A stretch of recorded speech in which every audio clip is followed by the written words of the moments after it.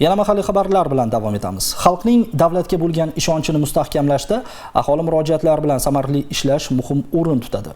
Shu bois mas'ullar hududlarda fuqarolarni qiynab kelayotgan muammolar yechimiga ko'proq e'tibor qaratishmoqda.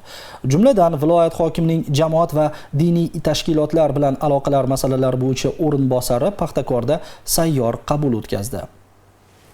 Hududiy mas'ul sifatida tuman hokimligi, tashkilot, korxona, muassasa va idoralar rahbarlari ishtirok etgan qabulda har bir fuqaroni qiynayotgan muammoni eshitish va uni qonun doirasida hal etish choralari ko'rildi. Masalan, Chamanzor mahallasi Chorvador ko'chasida yashovchi Ozoda Mamarajabova uyining kadastr hujjatlarini rasmiylashtirishda amaliy yordam so'rab murojaat qilgan bo'lsa, Oltinko'l mahallasida yashovchi Oynisa Sadullayeva sog'ligini tiklashda amaliy yordam so'radi. Dildora Xoljigitovaning farzandini maktabgacha ta'lim muassasasiga imtiyozli joylashtirish yuzasidan qilgan murojaati tegishli tashkilotlar bilan joyida o'rganib ijobiy hal etildi. Buyuk Ipak yo'li mahallasida yashovchi Yaxshilik Jumayevning murojaatidan keyin unga tashabbuskor homiylar tomonidan oziq-ovqat mahsulotlari yetkazib berildi. Umuman qabul davomida kelib tushgan 40 ga yaqin murojaatning har biri e'tibordan chetda qolmadi. Tegishliligi bo'yicha yechimi yuzasidan mas'ullarga vazifalar belgilab berildi.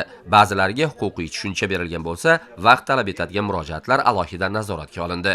Mana bugun Paxtakor tuman hokimligi binosi majlislar zalida Jizzax viloyat hokimi o'rinbosari Sahobiddin Pardaboyevich Boliyevning o'sha xalq bilan sayyor qabuli bo'ldi. Paxtakor tuman aholisi bilan asosan hozir bu yerda ko'proq uy-joy kommunal xizmat ko'rsatish masalalari va kuz-qish mavsumiga tayyorgarlik masalalari mana ko'p joyda hozir uy-joy ta'mirlash, yo'l ta'mirlash ishlari amalga oshirilyapti.